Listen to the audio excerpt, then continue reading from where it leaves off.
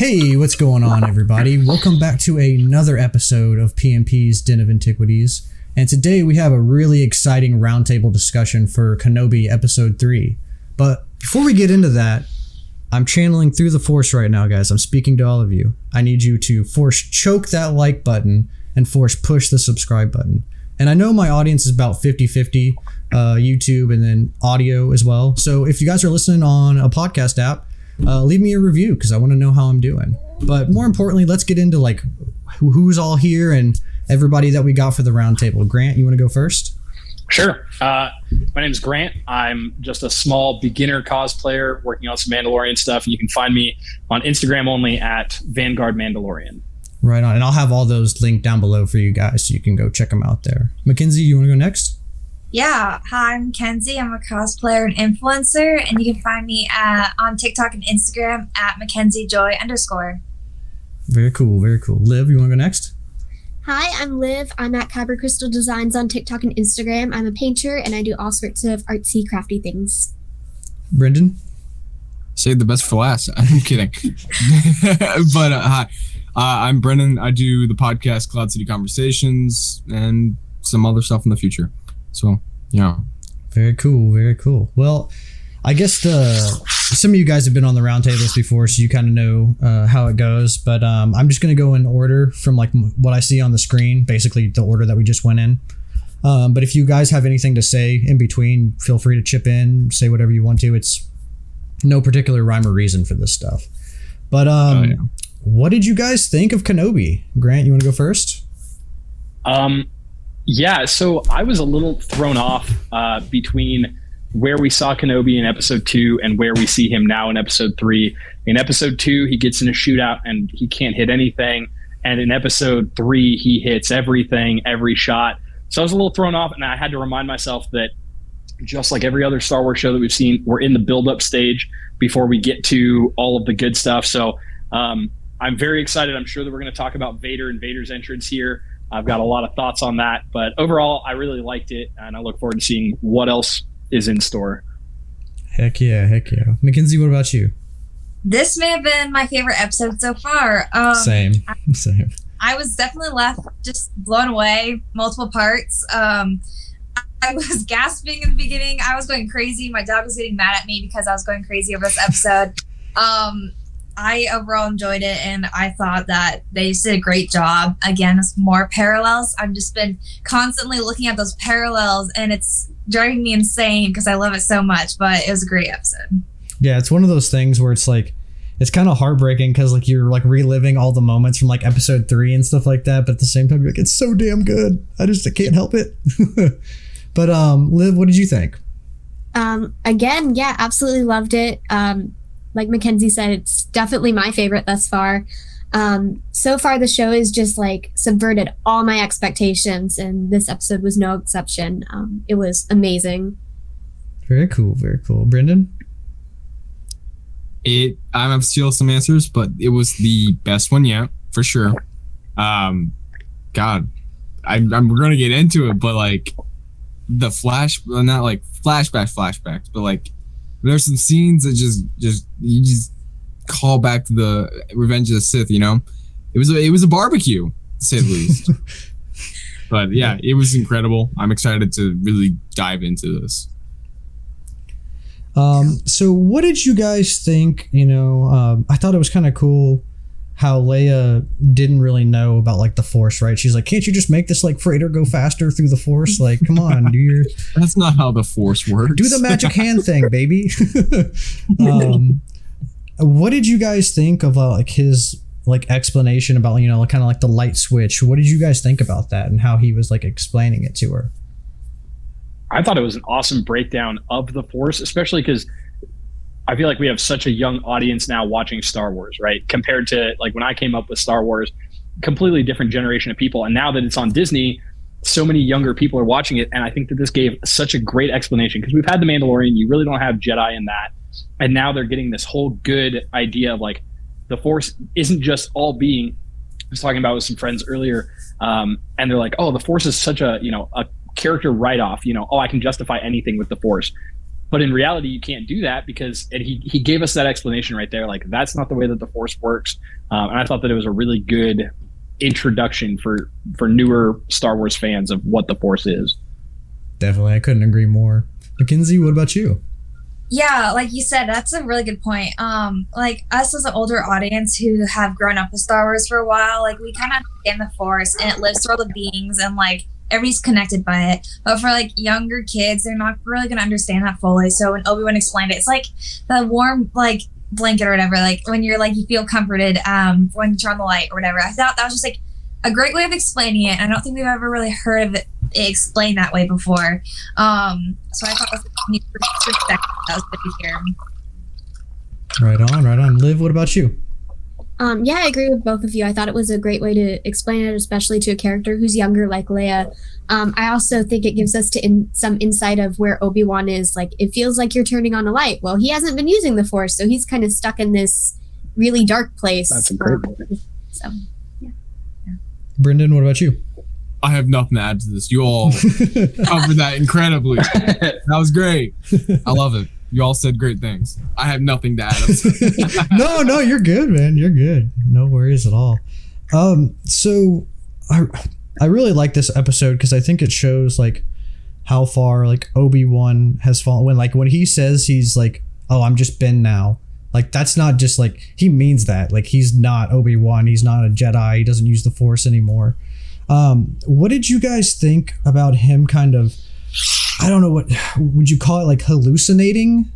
Like seeing, he's walking through the field with Leia and then he sees Anakin, kind of just sitting like he was on Mustafar. Like, I don't know if that's like a Force projection or like Force hallucination or whatever. But what did you guys think of that scene? It's just him like being like, holy shit, like that's, I don't know if he gets those all the time, but that might be the first time he's like hallucinated Anakin, on the screen. I think it's PTSD. Yeah. I think it's as simple as that. Like, this poor guy, man, he's gone through so much.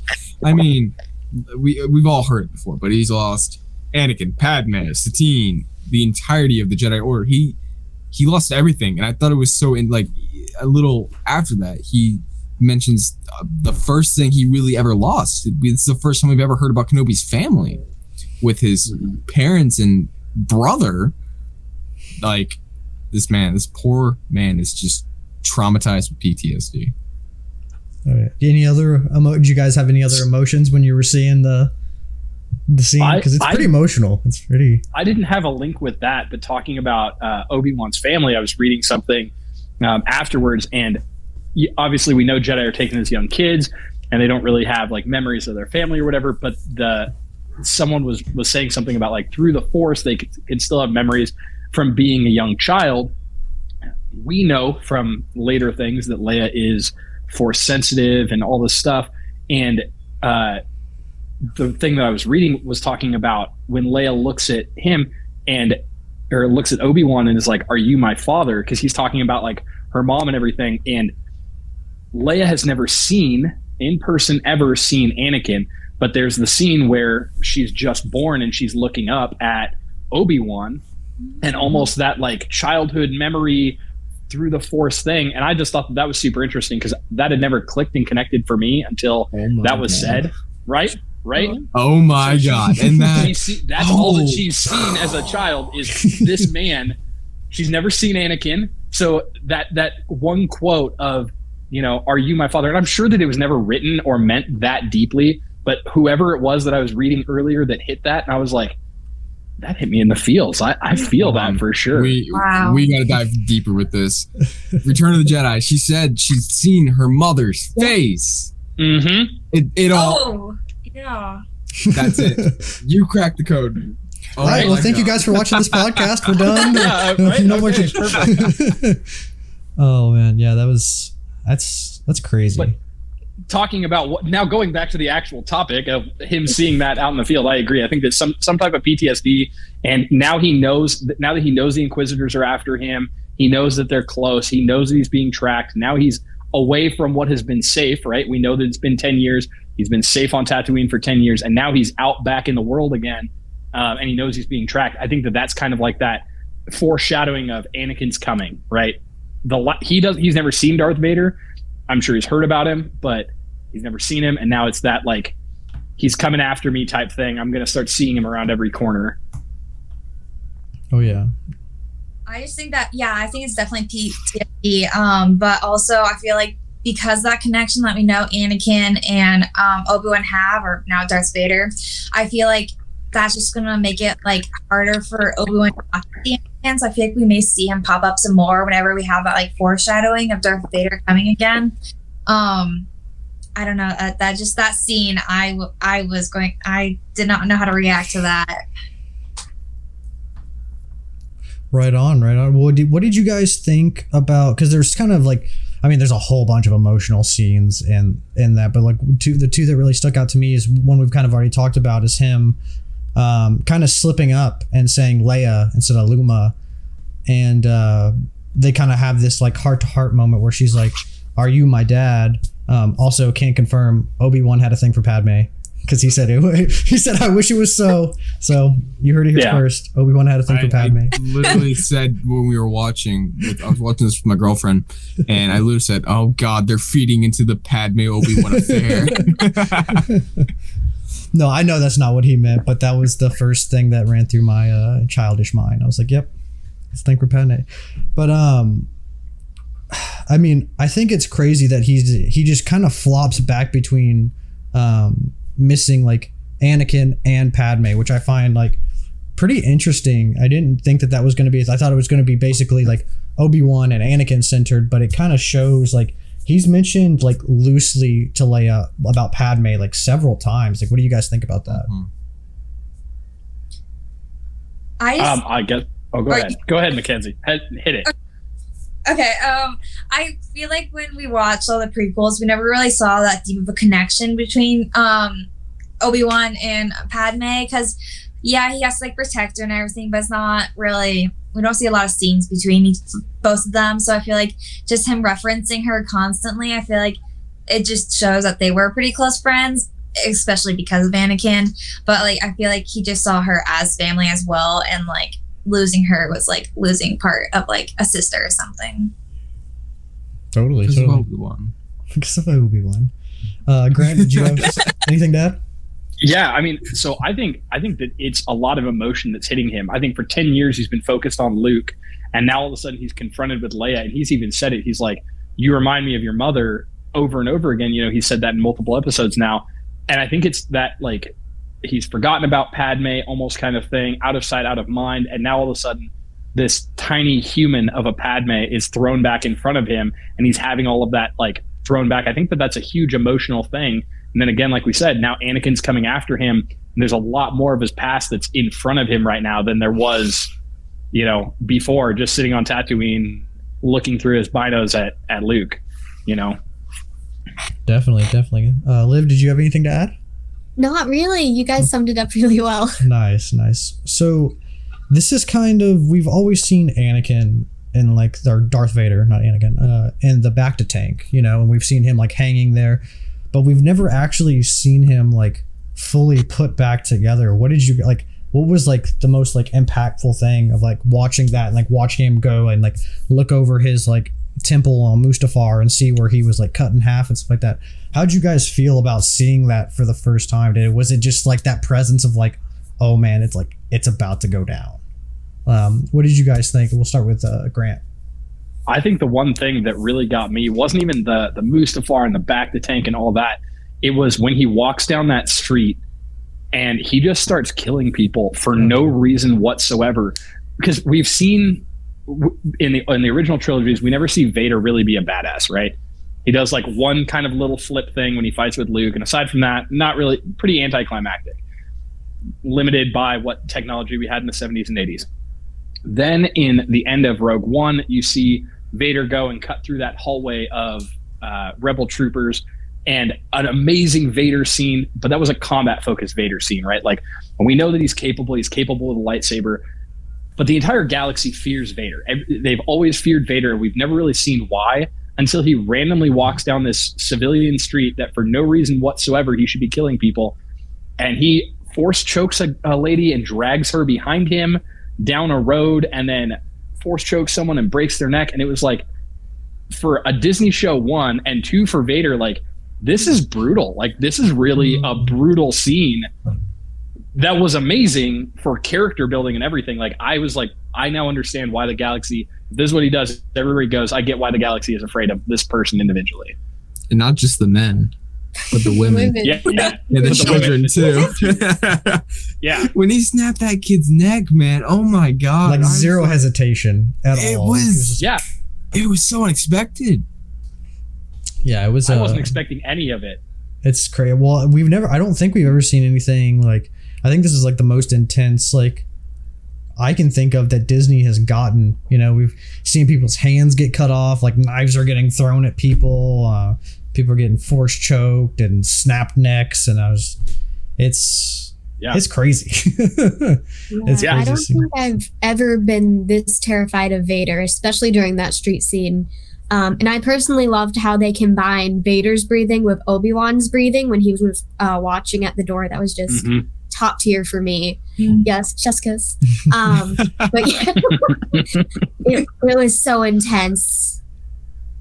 Yeah, it's and I like how he was basically doing that, not because he wanted to. It was just because he knew Obi-Wan was watching and was like, look how powerful I've become. This is what's about to happen to you, essentially, you know. And it's that show of, like, I guess, like, raw Sith power really, I think, pulls through, because Obi-Wan's like, I'm gonna fucking die. Like, this is like a whole new thing.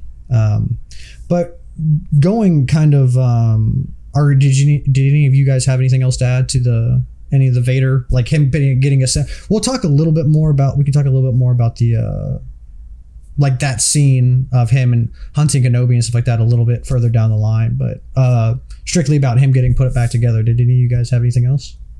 I think that, or do you want to go? No, go ahead. Okay.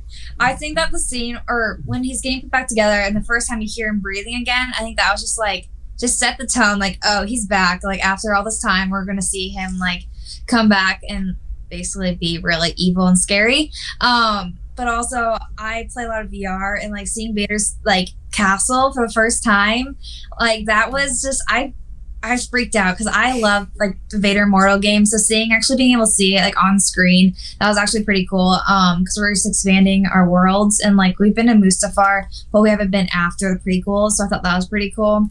And then when he's just snapping necks, that just set a tone for the rest of the show, the rest of the episode.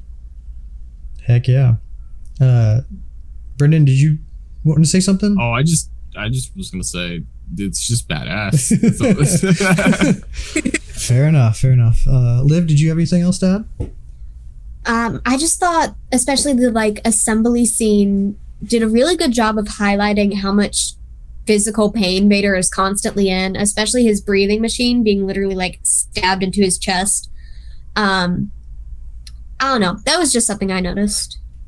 Very cool. I loved the pure, unadulterated, that hiss sound as everything comes together. Right, we've heard that before in Empire Strikes Back when his helmet's put together, and I just loved seeing that one sound pulled back into this new show.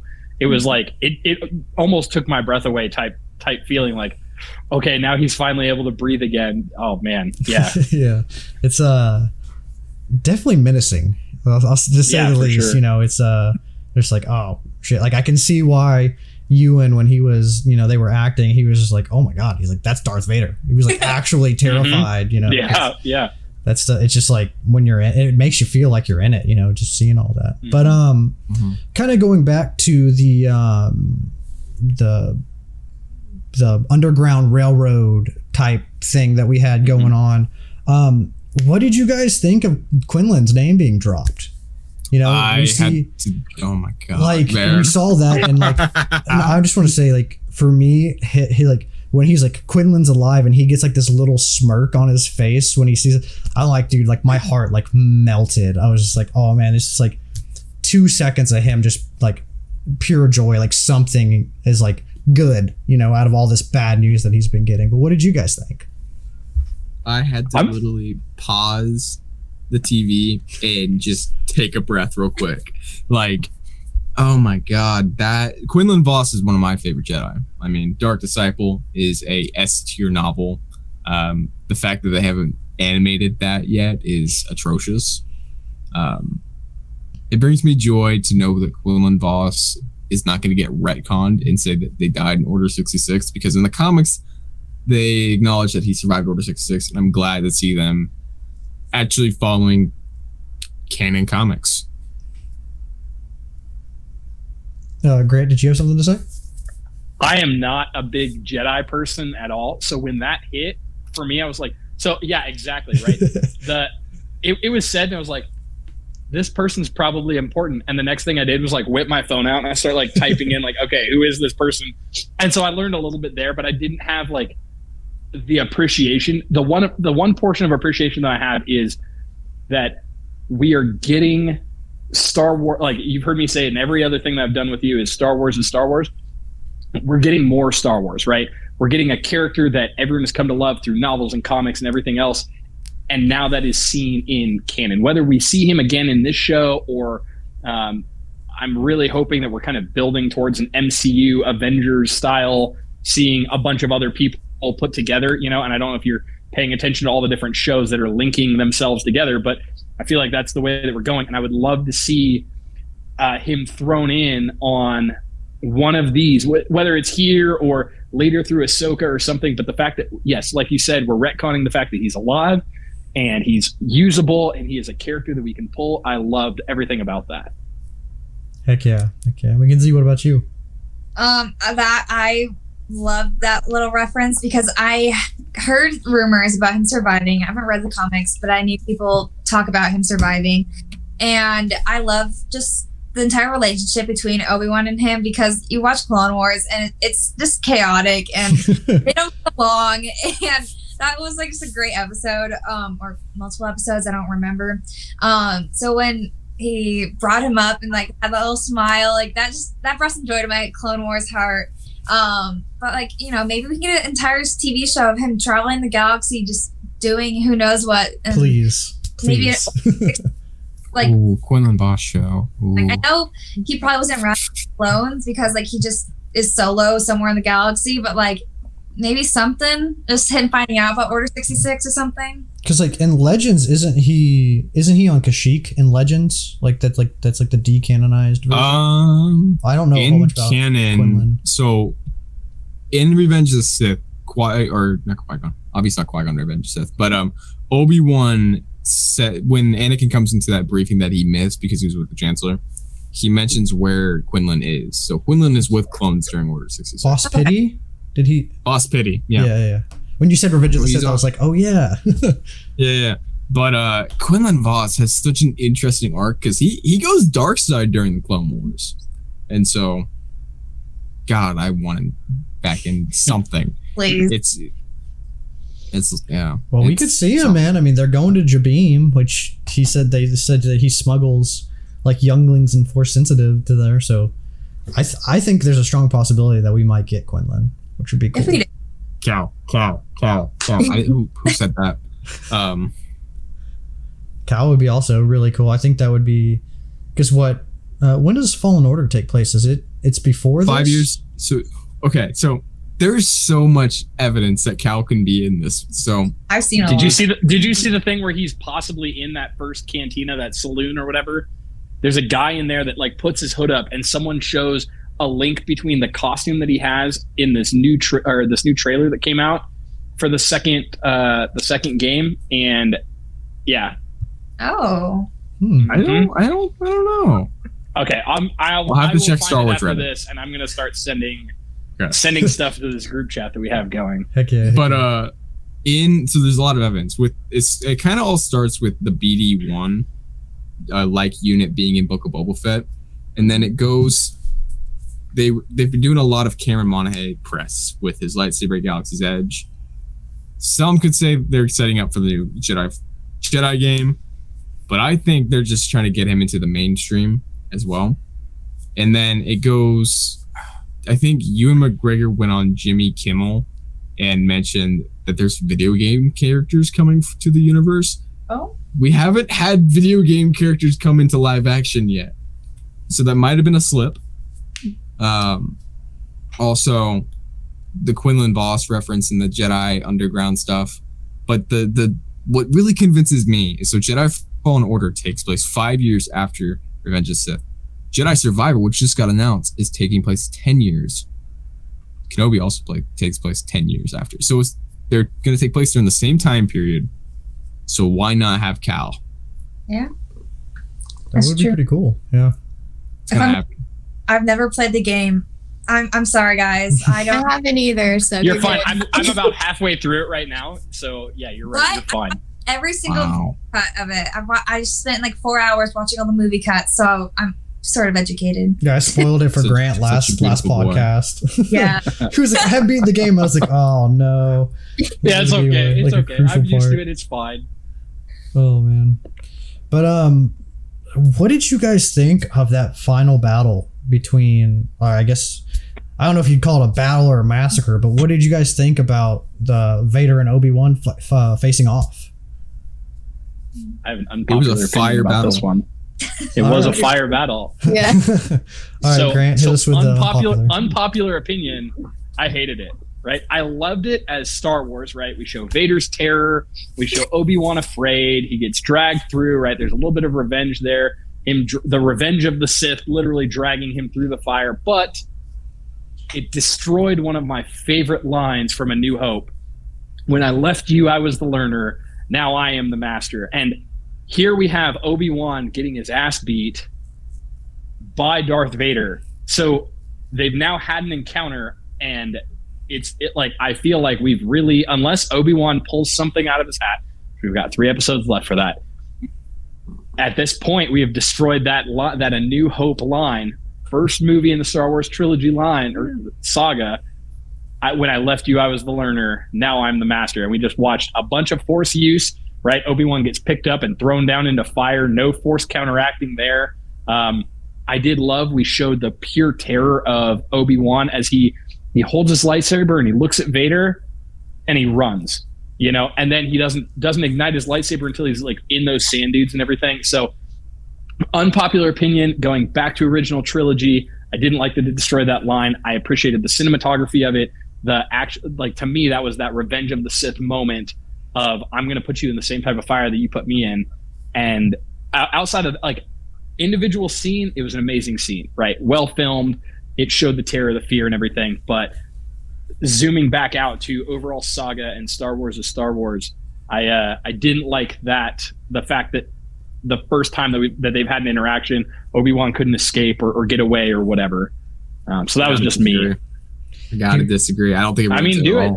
I think when they can't not fight again, they're gonna fight again, like that. If that's all, you realize how mad people would be if that's all we got to be like, oh, well, you get to see him face off in season 2. They're gonna have another fight for sure. They are, but when I left you, I was the learner. Did he look like a learner at all there? But it still can reference Revenge of the Sith. He's gonna come back like freaking Rocky, there's man. wiggle room there. He's gonna hear the eye of the tiger. That was what hit me. Push-ups. When I left you, as in it could be I left the Jedi. I left you and the Jedi. Right. And there's wiggle room for this, It's not like General Grievous, you're shorter than I expected, Yeah. First interaction right there. Yeah, you're right. Mackenzie, what did you think? I love this scene.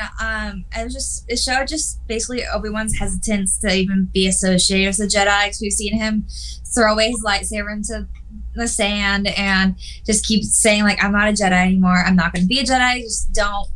The Jedi are gone. And so you see that hesitation of him not wanting to ignite his lightsaber, and he only uses it until unless he has to at the very, very last minute.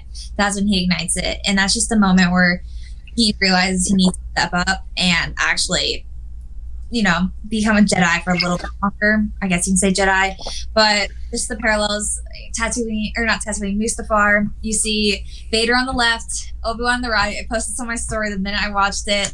It was just that moment. I was crying. Let's just say that. It just left me speechless. It just is so hard to see. I love Clone Wars. It was so hard just to see that relationship that you see between Obi-Wan and Anakin. All of a sudden, just Anakin's heartless. He's Darth Vader now. There's nothing left of him until later on in the years. But it just broke me, that scene. Let's just say that. Liv, what did you think? Again, I loved it. Where to start? I have so many thoughts. It's a lot. Yeah, there's a lot that goes on. I'm a sucker for saber battles in the dark. Those are just everything to me. I noticed had a lot of similarities to Vader and Luke's battle in Revenge. Or no, I'm all over the place with movie titles.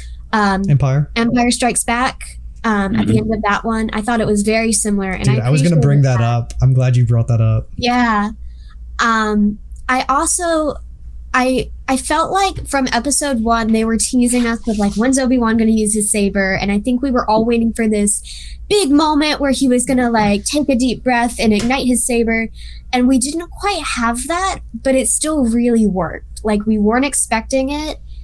And I still really appreciate that. But overall, I really enjoyed it. And I mirror everything that Mackenzie said about it. Brendan?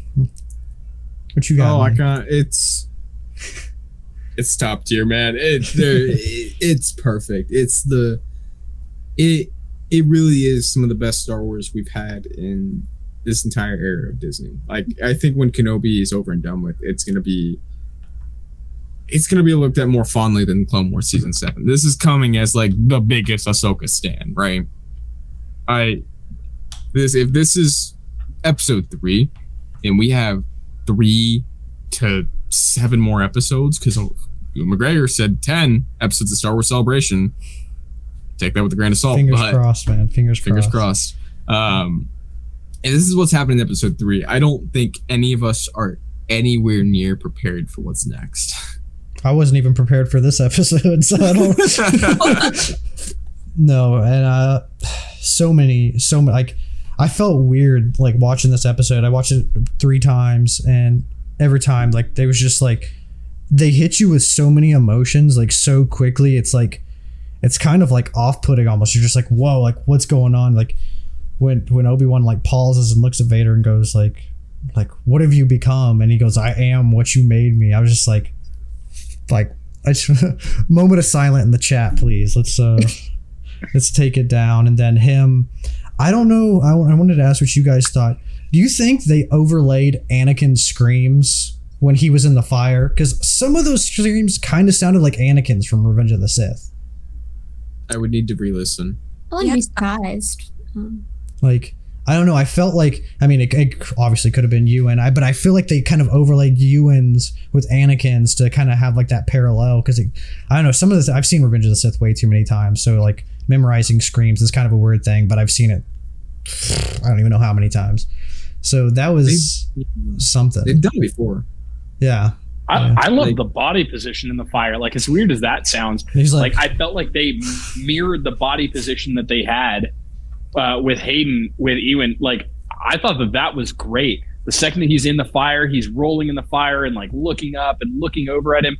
I thought all of that was great. Weird to say a person burning is a great thing, but only in Star Wars. Yeah, only in Star Wars.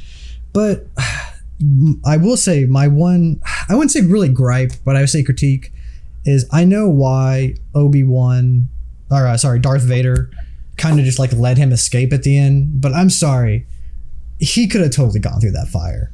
Like that fire was not crazy enough. Literally one solid force push and that thing's gone. That fire's gone.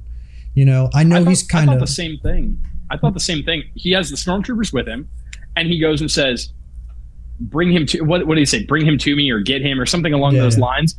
And she goes and she shoots and she kills one stormtrooper, and they're all like, "Oh my gosh!" Like they're supposed to be these elite troopers, and they're like, "Yeah, okay, now we're gonna stop everything that we're doing." That was like, come on, guys. I had a lot of that in this episode that kind of got me, but that's more like little detail stuff. Well, because like I know stormtroopers elite. If you read the canon or the legends of what stormtroopers are supposed to be, they're supposed to be the top tier of the Imperial military. They are supposed to be the best of the best. And we can get into stormtroopers not hitting things, and we can get into the whole corralling theory and stuff like that. But I mean, stormtroopers are. I'm hearing another podcast coming up right now. I'm all about it. I'm more into it than you think. I've always thought of stormtroopers as kind of like the battle droids, quantity over quality. Yeah. Like, isn't their armor cheap, and like it's like the whole the Empire strategy is like, we want to be fast, we want a lot of it, we want to overwhelm. Power by numbers. We don't want to, we don't want like when you compare like the X-Wings, like I know we're talking about stormtroopers, but like I think the X-Wings and TIE fighters are a good like explanation of like the whole thing. TIE fighters are built to be fast, but like they're death traps. Like TIE fighter pilots like completely acknowledge that. Like, but the X-Wings have shields, and if we go down here, we're going to take a little rabbit hole here for a second. Let's go. So if you look at the, I love it. So if you look at like the Imperial Army as a whole, right? So the Empire is supposed to represent like Nazi Germany, World War II time frame, right? Their uniforms match everything else.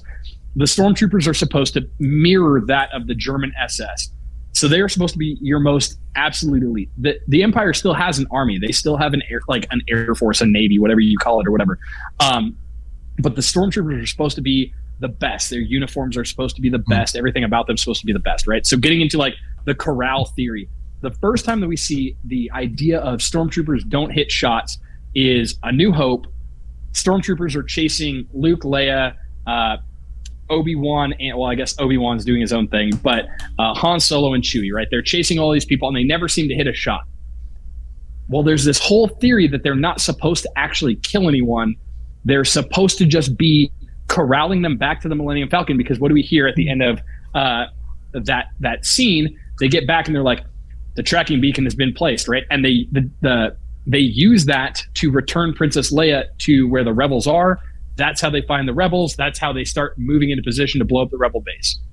Yeah, that's the whole like corral theory with that. And what I love is we hear in the very beginning, no one's more accurate than Imperial Stormtrooper, or who's accurate like this, whatever Obi-Wan says, aside from Imperial Stormtroopers. Like, they are supposed to be the top tier. Do we see that? No, right? They get shot in one piece of armor and they fall down, they're dead, their armor does nothing. But that's what I've always known of Stormtroopers. And so what I also loved was in this, we got to see Stormtroopers be more than just, like in Clone Wars, you got to see a bunch of different clones. We've never really seen Stormtroopers, aside from in Mandalorian, we've never seen Stormtroopers out or have a personality or anything. These Stormtroopers in episode 3, they get in the back of a truck. They're like, yeah, we got dropped off. I come from a military background. So being like, yeah, I'm dropped off. I don't have a transport. Like, yeah, man, can you just take us to like our next place so we can get picked back up and we're not wasting our time? Like, I thought that was pretty awesome. Seeing these Stormtroopers at the checkpoint and all this other type of stuff. But I get where you're coming from. Like, they die all the time. They never hit anything. Like, I've always thought that they've done injustice. I will always thought of Stormtroopers. They're like the base infantry. I wouldn't call them. I think calling them elite is like, that's a bit of a stretch. Like, but that's what Death Troopers are for. Shadow Troopers, more specialized troopers like Scouts. Like, I wouldn't even call Scout Troopers elite, but like Stormtroopers are like that base infantry. I've always that's what I've always thought of them as. You know, they're trained. Yeah, like they go through the Imperial Academy. They're supposed to be like, trained. Yeah, when you like, it's like comparing like Army to Marines. You know. Sure. Yeah. Sure. It's a whole different area.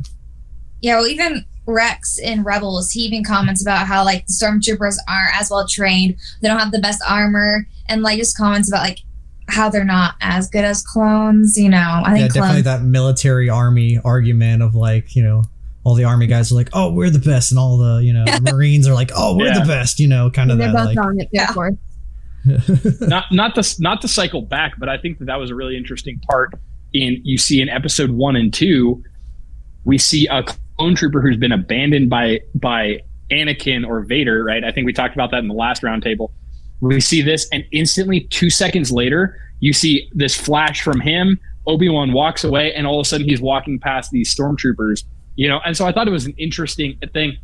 You saw 1 clone trooper, and then I think it was like 4 or 6 stormtroopers that walked past. So I do see where you guys are coming from with like the whole massive numbers and everything. But if you do read the legends of what stormtroopers are supposed to be, that's why in Solo we saw mud troopers and we saw regular Imperial infantry. So there was a little bit of a difference there that, you see snow troopers, which are still supposed to be stormtroopers, just a different armor set. I don't know, you know. But coming from a Legends background, stormtroopers are supposed to be amazing or whatever. Not that we've ever really had a chance to see that. Just also too, while we're on the topic of stormtroopers, can we just take a second to acknowledge the dude that got freaking Darth Mauled by that freaking laser? By the laser gate? Yeah, I was just like, holy crap. I was like, Disney, what are you doing, man? I was like turning over a new leaf. I was like chopping people's hands off, chopping people in half, like twisting people's necks. I was like, where's this? Yep. Going for it. Yeah, I'm 100% here for it too. Hitting that laser gate though, when it pans up and over the top, and you can clearly see that they could have like walked around the laser gate, Right. but we decided to shoot it instead. Like, I mean, okay, I guess. Yeah, I saw. I think it was Alpha Ignition. He's like one of the. He's a cosplayer on Instagram, and he was pointing out like the handle was 3D printed because it had layer lines in the handle, and he did stopped. it? I didn't even see that. Yeah, so like the handle that they used to like try to like go like when you go if you go back and watch it, there's like lines in it, and he's like, hey, no, he's like, no crap, and he's like, that definitely looks 3D printed. So I was like, hey, shout out to the 3D printer on that team that was doing. Yeah, that. Let's do it. Yeah. Now I want that file. Going back to the like when they're on the transport scene, how do you guys feel about Freck? I loved him, honestly. Like, I mean, I loved what I loved was the fact that we saw a character that was not like brainwashed, if you will, but like he truly believed in the Empire, right? He believed in his governing body, and I just loved that he was a dude like. He reminded me of a country redneck dude driving his old beat up truck down the road. Was like, the government's the best. I'm glad we have this backing. Like that's just what I envisioned. And I like this little thingy. He's like, "What's up, guys? How's it going?" Yeah, very mole. I wasn't ready for that. I wasn't expecting it at all. So it was kind of just a pleasant, like, well, okay then, I guess. I think I just realized something. He rats them out to the Empire, doesn't? He does. He's like a mole. Yeah, I thought you guys were like a spy. Yeah, he's a mole. He's almost like a mole. Big brain. Yeah, big brain. Yeah, big brain. A lot of people have been comparing him to Seth Rogen. Dude, he sounds like Seth Rogen, bro. Yeah. I can see that. Yeah. Isn't he played by that guy from Scrubs? Oh, is that who he plays? Yeah. Zach, what's it? Braff. Yeah. I heard he was in it, but I didn't know if he was like a stormtrooper because I was like, he's either that guy or he's like the stormtrooper that's like, oh, hey, we got dropped off at the, whatever. I figured he was one of those two. Can I hit something on? So bad. Can I hit? I thought he was just gonna be like a good regular dude. Can I hit something about the back of that truck scene real quick? I thought that was a perfect opportunity. What I was waiting for. They're all sitting around and he's like, yeah, Leia. And he's like, wait, you called her Leia. I thought her name was Luma. And I was waiting for the reference of, we're not the people you're looking for. And like, that was the moment that I was waiting for. I was like, hey, here we go. This is a Jedi mind trick right here. We haven't seen it yet. He's like, oh, yeah, no, I just think about her mom. And I was like, come on, man. We had a Star Wars moment right here. This could have been perfect, but I think we'll definitely see something. We're gonna get like a hello there, or we're gonna get like some. I hope so. Like we're gonna get some. The memes are too strong in Star Wars to like not include 100%. like do it low key. Don't make it on the nose, but it'll be because he almost said hello there. He was like hello when he was talking to him. Yeah. I thought I was like I didn't know if he was gonna do it, but yeah. Do you guys have anything else about the episode before we wrap up? We're at about 44 minutes, so this has been a good podcast. I have a few things. Yeah, go for it. Well, I did want to say my personal favorite part was when he and Leia were kind of coming up with their story and talking to the stormtroopers. That was the first time, to me, he's felt like the Kenobi we know from the prequels and from the Clone Wars, and he felt like his witty and charismatic self, and honestly, like he was talking to Anakin or someone like that again. And that really stuck out to me. And I wanted to share something I read on a blog recently that just pointed out an overarching theme in this show has been kindness. And I feel like that's something that's very big in Obi-Wan's character because he's always been a favorite of mine, but we see him bringing treats for his EOP. We see him, reassembling Lola for Leia, but we also see Owen sticking up and not saying anything about where Obi-Wan is. We see the Jedi in the bar, saving the bartender. There's all these little moments of kindness throughout the show, and I just thought that was really cool. This is their downfall. And I think that's like it's also a thing. The Jedi hunt themselves. The key to hunting Jedi. is they hunt themselves. Yeah, I thought we were going to get more Grand Inquisitor, but I guess he's just down and out. I guess they were just like... He can't, though. Like, okay, I get he may not appear in the series, but he has to appear in Rebels, or else... I don't think he's dead. I just think he's out for the... Dead. For the count. Because, like... Two stomachs! What's up? Sorry. I've heard that apparently his species has 2 stomachs or something like that. Yeah. So he's good. He's fine. But throw him in some Bacta. He's fine. Yeah. The Polynesian spa. Get some Bacta. There's a backup one. Yeah. Well, all right. I think that wraps it up. I got a couple. I got a couple more things, man. Are we gonna? There's a couple things that we need to acknowledge. Dude, I'm here for it. The hammer droid, bro. Hammer time. Let's go. I thought he was gonna mess up those stormtroopers when he walked in there. He was. Oh my gosh, I like that droid. Did you guys think? Because I've heard some people say that, like, people are saying that he was like not. It wasn't a robot. It was like disguised as something. Did you guys get that feeling? Like, I've heard some people say that they thought it was like Quinlan. Some people thought it was like Wrecker. Or like I didn't really get any of that. But what did you guys think? Did you guys get any of that sense? No. I think it's a bit of a stretch. I think so too. That's what I thought. I was like, I think it's just a loader droid. Like, I don't know. Like, didn't really look like anything out of the ordinary. Also, that cliffhanger at the end of the episode. What are you talking about with Leia? Yeah. Leia's now with Reva. Again. Mm-hmm. They're definitely going to use her as bait. But I wonder if they're going to, like...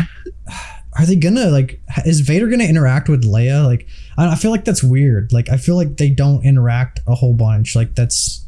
Or they shouldn't, right? Because, like, he's got to eventually figure out that she's the daughter of, Padme. I'm really hoping that Reva doesn't know that, because they even make the point of the Grand Inquisitor going and saying, you kidnapped a senator's daughter. Not you kidnapped Anakin's daughter, not you kidnapped Vader's daughter. You kidnapped a senator's daughter, an Imperial senator's daughter. So I'm really hoping that she just doesn't realize who she has, because I agree with you. We don't really have an interaction until then, until A New Hope, and I hope that it stays like that. Yeah. I'm just like, how does Vader not, like, you're in tune with the Force? I mean, I guess, like, Leia doesn't know she's a Jedi, so it's kind of like she's, like, unwillingly masking her, like, Force abilities, but, like, I would think Vader would, like, sense something, right? If they met, I guess they meet in Rebels. But I feel like Vader would have known that. Vader would have known that, I feel like, beforehand, right? Why did Vader, when he had her on the Death Star, why did he not make any comments about her being his daughter? Because so at that point he wasn't. No, I was kidding. Also, I kind of just watched the clip.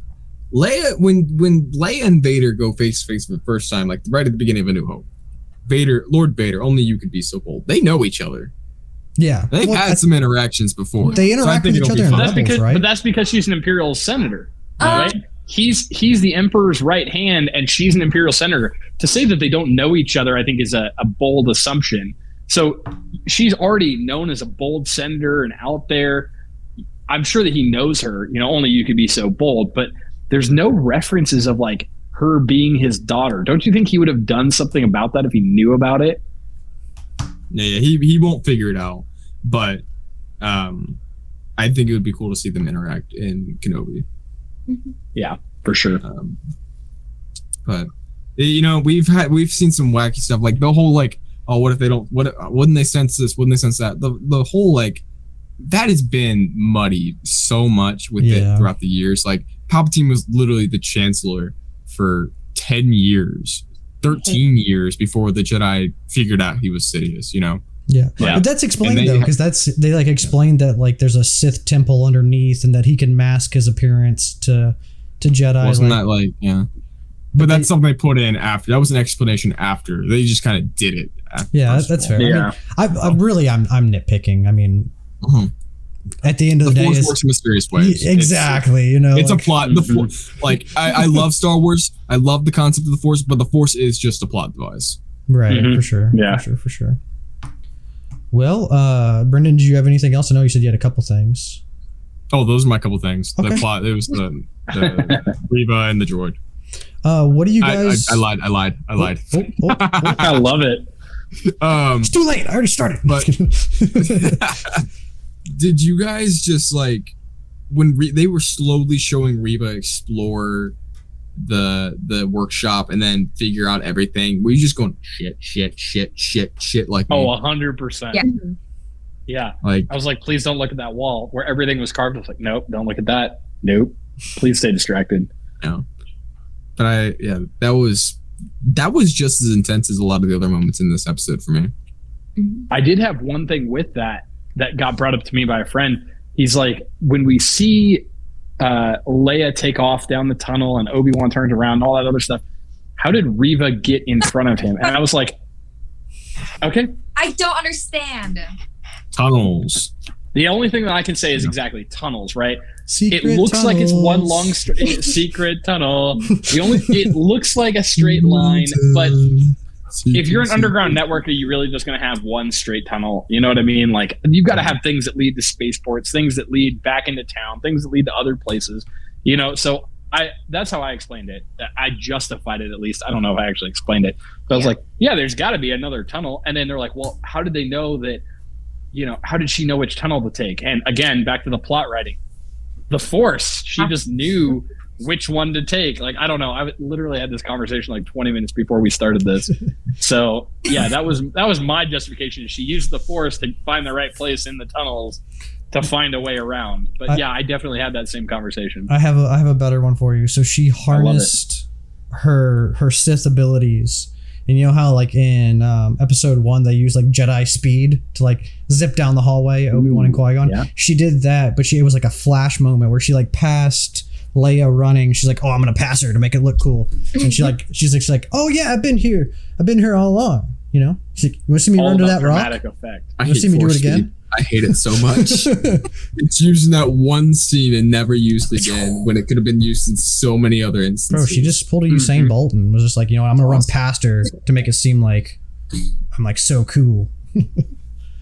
But all right, guys. I mean, that's now we're almost at an hour, so I think that's a pretty good thing. Do you want to one more time? Let's go through everybody and list off all your social media so people that are listening can find your stuff. Brendan, we'll go with you first. We'll go reverse. Ooh. You guys can find me on Instagram at Cloud City Pod and on Twitter at Cloud City Cons. But you guys can find my podcast on YouTube, Spotify, Apple Podcasts, wherever you find your podcast. It's Cloud City Conversations. I interview great people. I've interviewed 2 people that are on here, Max and Mackenzie, and then Liv will be coming on soon. But yeah, I interview a lot of people. I've interviewed everyone from small creators to Star Wars actors. So if you like Star Wars, you love listening to conversations, yeah, come listen to Cloud City. Very cool. Very cool. Liv, you want to go next? You can find me and my artwork on Instagram and TikTok at Kyber Crystal Designs. Right on. Mackenzie?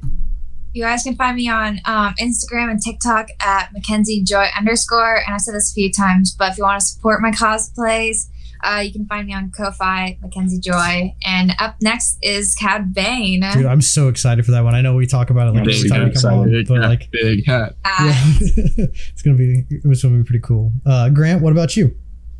So I'm Grant. I'm just a small Instagram creator. Badass cosplayer. I'm not a badass cosplayer yet. I need to have a complete cosplay to be at that point. But I'm working on all of the parts that are required. My name's Grant. You can find me on Instagram at Vanguard Mandalorian, and that's basically it for me. Right on. Well, you guys can find me on Instagram, TikTok, Twitter. I'm on everything, and it's PMPS_DEN. That's PMP's Den, and then you can find me on YouTube at PMP's Den of Antiquities, and my podcast is called the Star Wars Perspective Podcast for all the audio homies. And with that, thank you guys for watching, and may the Force be with you.